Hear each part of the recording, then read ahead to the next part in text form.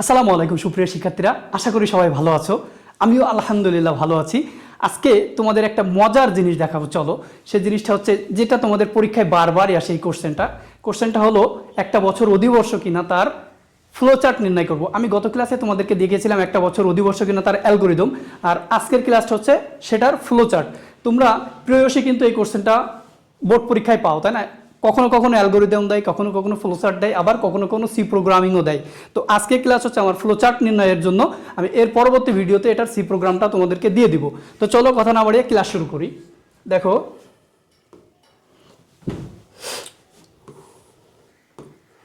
আমি কোশ্চেন রাখছি, দেখো একটা বছর অধিবর্ষ কিনা তার ফ্লোচার্ট নির্ণয় করো।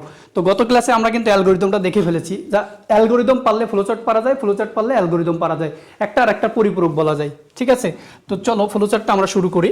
ফ্লোচার্ট নির্ণয়ের জন্য আমরা কিন্তু যে চার্টগুলো আছে, অর্থাৎ চিত্রর মাধ্যমে আমরা কি করি, ফ্লোচার্ট নির্ণয় করি। এই চিত্র তোমরা যারা এইচএসসি 26-এ পরীক্ষা দেবো তোমরা জানো, এবং যারা 27-এ পরীক্ষা দেবো তোমরা আস্তে আস্তে আমার প্লে লিস্ট দেখে দেখে কিন্তু আমার প্রত্যেকটা ভিডিও আমার দেওয়া রয়েছে স্টেপ বাই স্টেপ। তোমরা আমার প্লে লিস্ট থেকে ভিডিওগুলো দেখে নেবা। ওকে, তো চলো আমি ফ্লোচার্টটা সুন্দর করে দেখাই দিই। দেখো, সর্বপ্রথম আমাদের কি করতে হয়, স্টার্ট, অর্থাৎ এটা হচ্ছে শুরুর প্রতীক, এর ভিতরে লিখতে হয় স্টার্ট।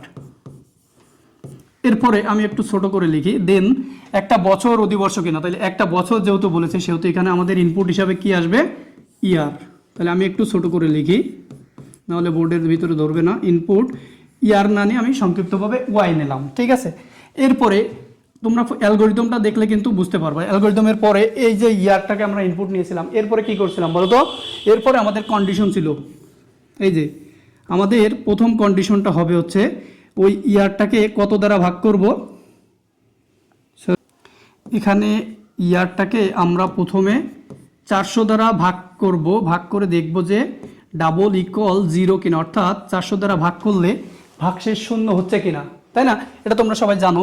যদি এটা ইয়েস হয় আমি এপাশে ইয়েস রাখলাম আর এপাশে রাখলাম নো। তোমরা জানো যে এটাকে বলা হয় সিদ্ধান্ত প্রতীক। সিদ্ধান্ত প্রতীকের ভিতরে দুইটা মান আসে সবসময়, একটা ইয়েস অথবা নো। যদি হ্যাঁ হয় আর যদি না হয়।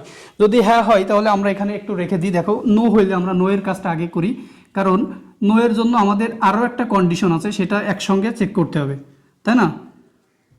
দেখো, যদি নো হয় তখন আমাদের আর একটা কন্ডিশন ছিল, এই কন্ডিশনটা একটু বড়, আশা করি তোমরা বুঝতে পারবা দেখলে। সেকেন্ড যে কন্ডিশনটা ছিল সেটা হচ্ছে ওই ইয়ারকে আমরা প্রথমে 4 দ্বারা ভাগ করব, ভাগ করে দেখব ভাগশেষ শূন্য হচ্ছে কিনা, রাইট? এর সঙ্গে ছিল এবং, এটা এবং অ্যান্ড, এটা অ্যান্ড ওই ইয়ারকে আমরা 100 দ্বারা ভাগ করব, কিন্তু ভাগশেষ শূন্য হবে না।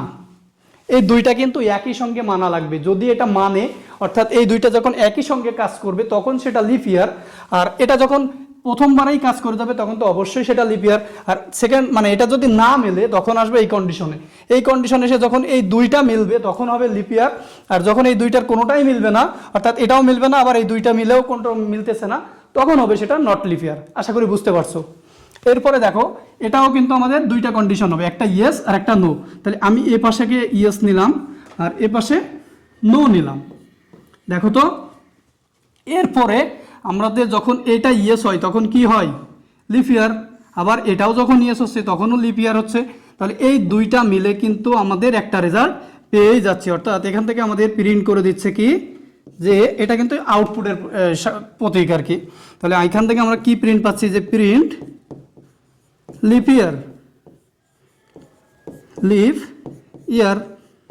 আশা করি তোমরা সবাই বুঝতে পারছো। এরপরে যখন এটাও নো হচ্ছে এটাও নো হচ্ছে তখন আমাদের কি রেজাল্ট দেবে, তখন আমাদের কিন্তু রেজাল্ট দেবে প্রিন্ট কি বলো তো, not lip year, print not lip year, right? এরপরে আমাদের কাজ কি, সরি, প্রিন্ট নট লিপ ইয়ার। এরপরে আমাদের কাজ হচ্ছে এইটা থেকে আমাদের দুইটা সংযোগ দিয়ে কিন্তু আমাদের রেজাল্টটা শেষ করে দিতে হবে। দেখো, আমি তোমাদের একটু দেখাই কিভাবে এটা সংযোগ দেব। তো প্রিয় শিক্ষার্থীরা দেখো, আমি তোমাদের যেটা দেখাতে চাচ্ছিলাম যে আমরা কিন্তু এ পর্যন্ত কমপ্লিট করে ফেলছি, তাই না? এখন আমার প্রোগ্রামটা এখান থেকে শেষ করতে হবে। দেখো, শেষ করার সিস্টেম হচ্ছে, আমরা যেহেতু এটা নো সমান নট লিপিয়ার পাইছি, আর এটা ইয়েস এবং এটাও যখন ইয়েস হচ্ছে তখন কি পাচ্ছি? লিপিয়ার। এবার প্রোগ্রামটা শেষ করার জন্য আমাদের এইখান থেকে এবং এখান থেকে দুইটাকে কি করতে হবে? সংযোগ দিতে হবে। তোমরা সংযোগ প্রতীক সবাই চিনো, ছোট্ট একটা গোল, এই বৃত্তের মতো ছোট্ট একটা বৃত্ত আর কি, এটাকে বলা হয় সংযোগ প্রতীক। এই যে সংযোগ দিয়ে তারপরে কি করব? প্রোগ্রামটা শেষ করে দেবো। এখানে প্রোগ্রাম শেষের প্রতীক, যেটা ডিম্ব আকৃতির, এখানে কি লিখে দেবো?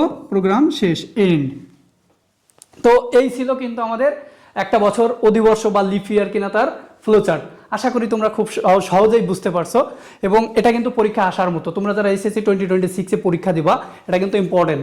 এবং সামনে তোমাদের টেস্ট পরীক্ষা, অলরেডি টেস্ট পরীক্ষা চলতেছে, সামনে দেখবা আইসিটি পরীক্ষা। তো আইসিটিতে এটা কিন্তু খুবই ইম্পর্টেন্ট পরীক্ষা আসার জন্য। অ্যালগরিদম দিতে পারে বা ফ্লোচার্ট দিতে পারে বা সি প্রোগ্রামও দিতে পারে। তো আশা করি তোমরা সবাই ক্লাসটা বুঝতে পারছো।